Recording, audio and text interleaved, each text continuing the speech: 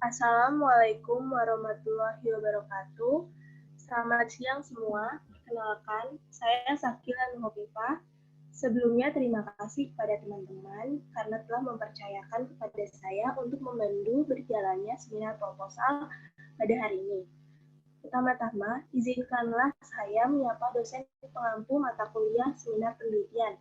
Yang terhormat, Bapak Farid Ahmadi, Eskom PhD, dan Ibu DR Kurniana Bertinisi, MPD, yang belum bisa hadir di seminar kali ini. Semoga Bapak dan Ibu cepat diberikan kesehatan. Amin. Yang saya sayangi teman-teman yang telah hadir di room Zoom pada kesempatan yang berbahagia ini. Pada siang hari ini, kita akan memaparkan proposal dari Saudari Zulfa Nurdarojati. Nanti Saudari Zulfa akan memaparkan proposalnya selama 10-15 menit. Setelah itu akan terdapat sesi tanya-jawab. Teman-teman pun dapat memberikan pertanyaan, kritik, maupun saran. Langsung saja kita mulai kepada Saudari Zulfa. Saya persilakan untuk memaparkan proposalnya. Terima kasih kepada Mbak Sakila dan teman-teman atas waktu yang telah diberikan. Sebelumnya saya izin untuk share screen terlebih dahulu.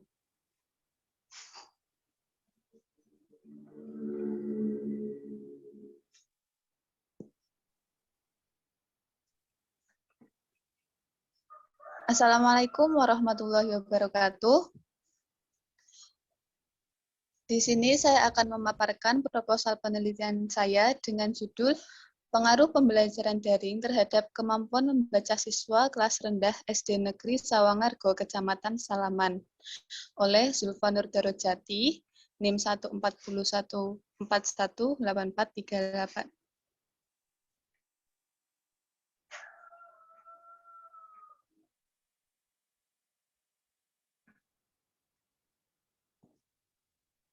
Kemudian bab 1 yaitu dengan pendahuluan, bab 2 dengan kajian pustaka, bab 3 yaitu metode penelitian.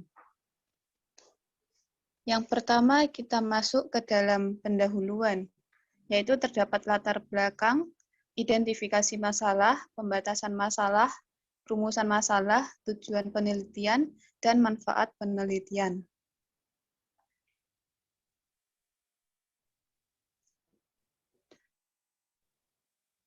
Yang pertama, latar belakang masalah. Di seluruh dunia saat ini sedang marak-maraknya wabah coronavirus. Coronavirus itu sendiri adalah virus yang menyebabkan penyakit mulai dari gejala ringan sampai berat. Terdapat 2 jenis coronavirus yang diketahui menyebabkan penyakit yang dapat menimbulkan gejala berat. Pada tanggal 24 Maret 2020, Menteri Pendidikan dan Kebudayaan Republik Indonesia mengeluarkan Surat Edaran Nomor 4 Tahun 2020 tentang pelaksanaan kebijakan pendidikan dalam masa darurat penyebaran COVID. Dalam surat edaran tersebut dijelaskan bahwa proses belajar dilaksanakan di rumah melalui pembelajaran daring atau jarak jauh dilaksanakan untuk memberikan pengalaman belajar yang bermakna bagi siswa. Belajar di rumah dapat difokuskan pada pendidikan kecakapan hidup antara lain mengenai pandemi COVID-19. Pembelajaran yang dilaksanakan pada sekolah dasar juga menggunakan pembelajaran daring atau jarak jauh dengan melalui bimbingan orang tua.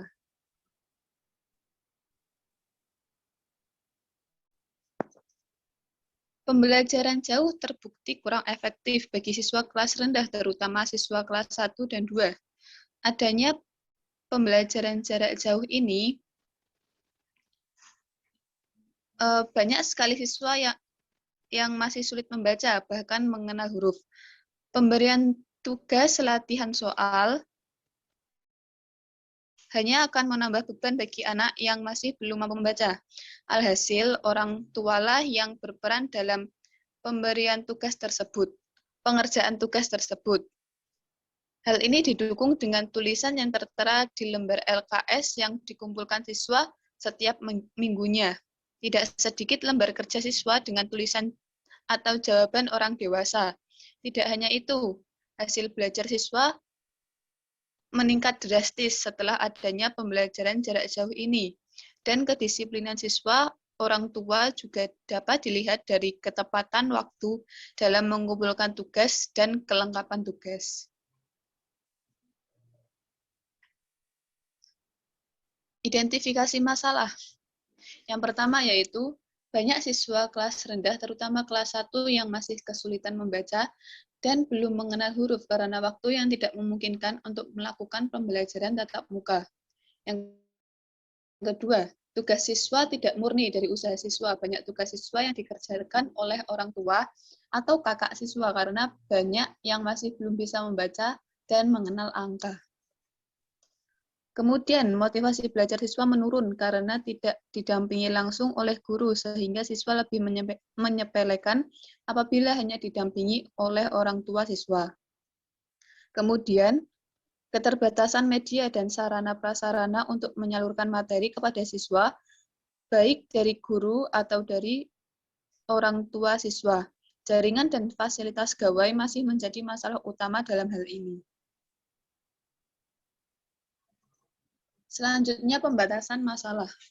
Peneliti membatasi masalah kepada kemampuan membaca dan menulis siswa kelas rendah sebelum pembelajaran jarak jauh dan ketika menerapkan pembelajaran jarak jauh dengan didukung tugas LKS siswa dan hasil dari kelompok belajar yang dibentuk oleh guru.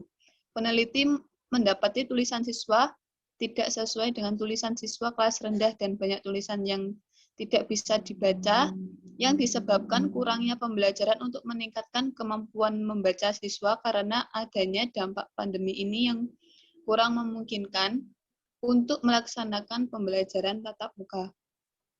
Selain itu, tidak ada media yang mendukung untuk menambah motivasi siswa dalam mengenal huruf dan membaca.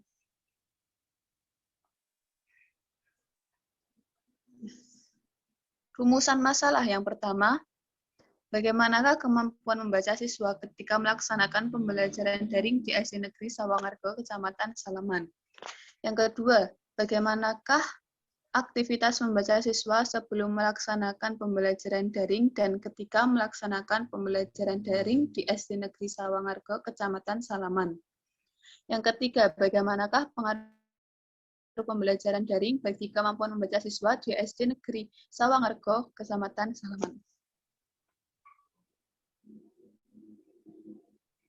Selanjutnya, tujuan penelitian. Yang pertama yaitu mendeskripsikan kemampuan membaca siswa sebelum melaksanakan pembelajaran daring di SD Negeri Sawangargo, Kecamatan Salaman. Yang kedua yaitu mendeskripsikan aktivitas membaca siswa sebelum melaksanakan pembelajaran daring dan ketika melaksanakan pembelajaran daring di SD Negeri Sawangargo, Kecamatan Salaman. Dan yang terakhir, mengetahui pengaruh pembelajaran daring bagi kemampuan membaca siswa di SD Negeri Sawangargo, Kecamatan Salaman.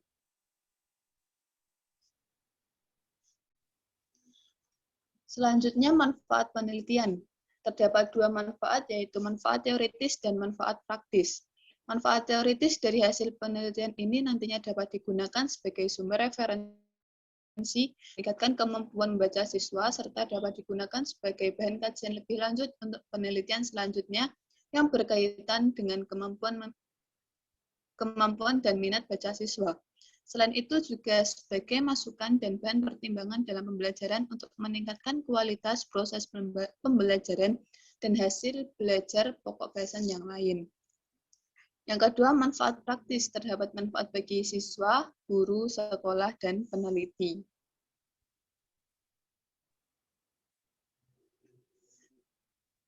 Kajian pustaka. Menurut Sanjaya, menjelaskan bahwa teori belajar behavioristik pada hakikatnya adalah pembentukan asosiasi antara kesan yang ditangkap panca indera dengan kecenderungan untuk bertindak atau hubungan antara stimulus dan respon. Kemudian Budiningsih menjelaskan bahwa teori behavioristik berpandangan bahwa belajar adalah suatu proses internal yang mencakup ingatan, retensi, pengolahan informasi, emosi, dan aspek-aspek kejiwaan lainnya. Belajar juga merupakan aktivitas yang melibatkan proses berpikir yang sangat kompleks, sehingga teori ini lebih mementingkan proses belajar pada hasil belajarnya. Kemudian menurut Budiningsih menyatakan bahwa proses belajar konstruktivisme secara konseptual sebagai pemberian makna oleh siswa kepada pengalamannya melalui proses asimilasi dan akomodasi yang bermuara pada pemutakhiran struktur kognitifnya dilihat dari peran siswa belajar. Konstruktivisme merupakan suatu proses pembentukan penguatan. Kemudian dikemukakan oleh Herdin, belajar merupakan suatu proses adaptasi atau penyesuaian tingkah laku secara progresif. Belajar dimaknai dengan sebagai suatu perilaku karena ketika mereka belajar, maka responnya menjadi lebih baik.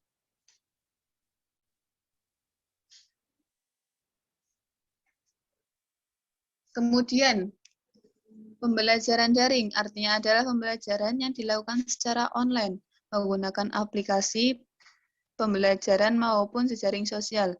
Pembelajaran daring merupakan pembelajaran yang dilakukan tanpa melakukan tatap muka, tetapi melalui platform yang telah tersedia. Nah, istilah luring adalah kepanjangan dari luar jaringan sebagai pengganti kata offline. Kata luring merupakan lawan kata dari daring.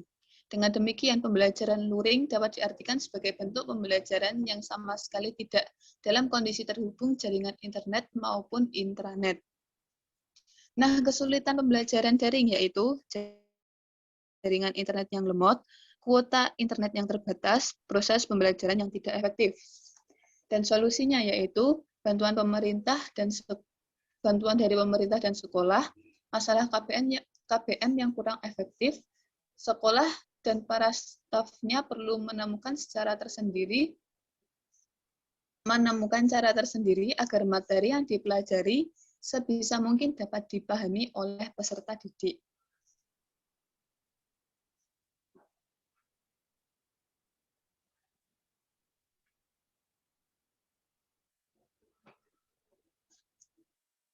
Nah, berikut terdapat beberapa penelitian yang cukup relevan dengan penelitian yang saya lakukan, yaitu pertama penelitian yang dilakukan oleh Chandra Rahman Vismaya dengan judul Krisis Kemampuan Membaca Lancar Anak Indonesia Masa Pandemi COVID-19. Yang kedua yaitu penelitian yang dilakukan oleh Mun Aniar, Hari, dan kawan-kawan pada 2020 dengan judul Membangun Kebiasaan Membaca pada Anak di Masa Pandemi COVID melalui program 1 jam tanpa gawai di Geria Baca Desa Karangrejo. Yang ketiga adalah penelitian yang dilakukan oleh Ahadiatul Kamilah dan kawan-kawan dengan judul Pembelajaran Daring Membaca Permulaan Siswa Kelas 1 SD menggunakan model Contextual Teaching and Learning berbantuan kartu kata.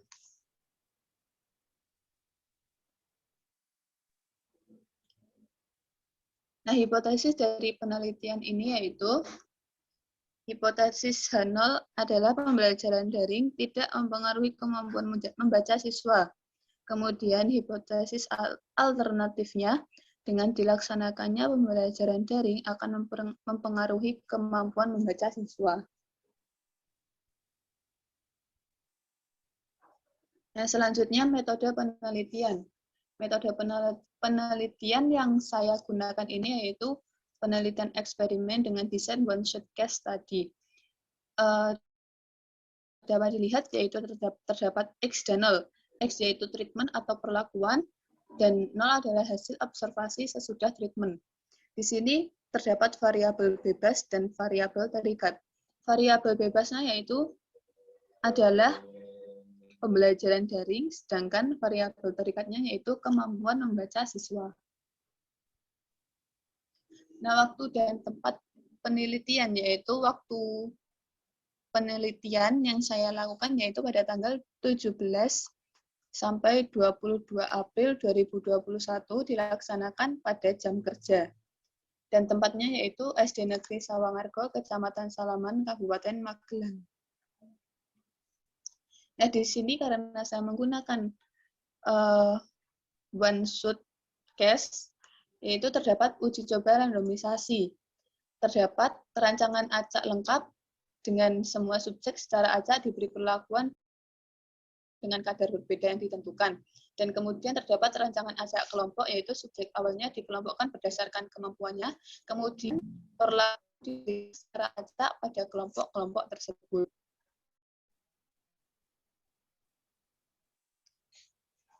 Nah, berikut independent versus repeat measurement. Terdapat independent measure design, yaitu subjek secara acak ditempatkan dalam kelompok penerima kadar perlaku, yaitu pembelajaran daring, selama eksperimen langsung. Dan kemudian repeat measure design, subjek diberi intensi secara berturut-turut dari pelaksanaan pembelajaran daring dengan kadar yang diberikan ditentukan secara acak.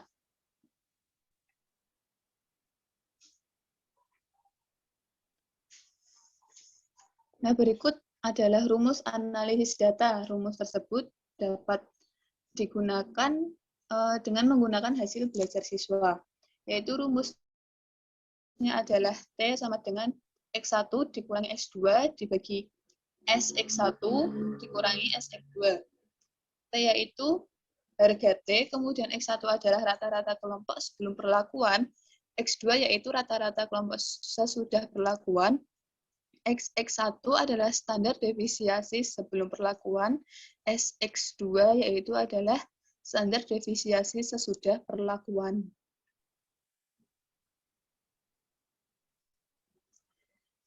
Sekian dan terima kasih presentasi dari saya.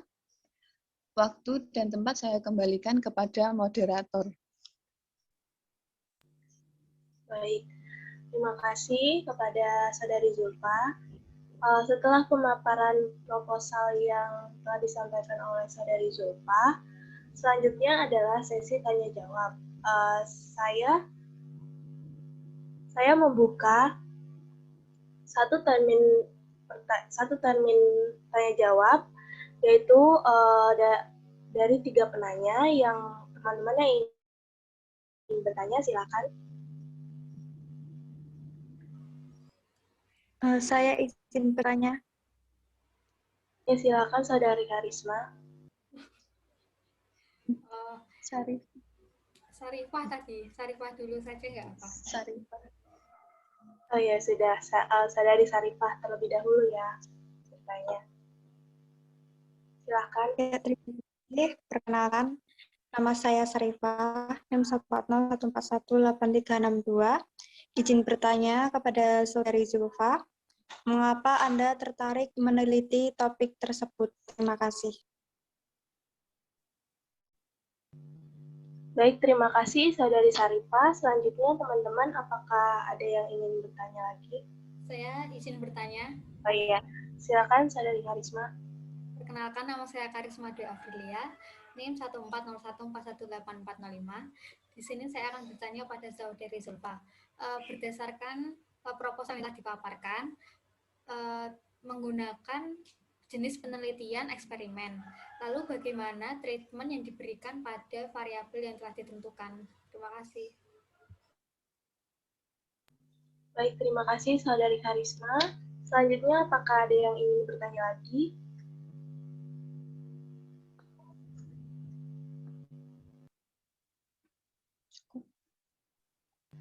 Apabila sudah tidak ada yang ingin bertanya, saya persilakan Saudari Zulfa untuk menjawab pertanyaan-pertanyaan dari teman-teman.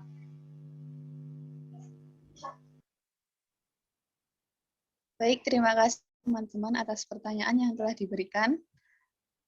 Yang pertama, saya mencoba menjawab pertanyaan dari Mbak Sarifah, yaitu hal yang membuat saya tertarik untuk melakukan penelitian dengan topik tersebut, yaitu saya mendapati beberapa siswa kelas rendah, terutama kelas 1 dan kelas 2, mereka masih belum, ketika saya tanya tentang huruf, mereka masih belum mengenal huruf dan masih belum membaca.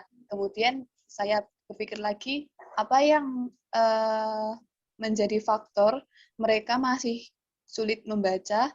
Kemudian muncullah ide tersebut untuk melakukan penelitian tentang dengan topik pengaruh pembelajaran daring bagi kemampuan membaca siswa. Bagaimana Mbak Syarifah? Sudah cukup terima terjawab? kasih. Ya, cukup. Kemudian yang kedua saya akan menjawab pertanyaan dari Mbak Karisma. Perlakuan yang dilakukan pada variabel. Nah, pada pembelajaran daring tersebut, treatment yang saya lakukan yaitu adalah menjadi beberapa kelompok siswa. Seperti yang diketahui, pembelajaran daring masih terus dilakukan, kemudian pembelajaran tatap muka masih sangat minim untuk dilaksanakan. Nah, kemudian saya membagi beberapa siswa saya membagi satu kelas menjadi beberapa kelompok. Terdapat 3 kelompok, yaitu adalah siswa yang sudah bisa membaca, kemudian siswa yang sudah mengenal huruf tetapi belum bisa membaca atau sulit mengeja, kemudian kelompok ketiga yaitu adalah siswa yang benar-benar belum mengenal huruf atau belum bisa membaca. Nah, itu adalah treatment yang saya lakukan. Bagaimana Mbak Karisma? Baik, terima kasih jawabannya Mbak Zulfa.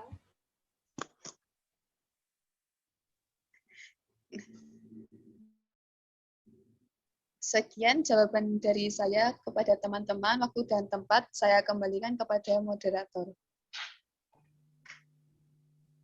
Setelah sesi tanya jawab, apakah ada teman-teman yang ingin memberikan kritik maupun saran bagi Saudari Zulfa yang tadi mempresentasikan proposalnya?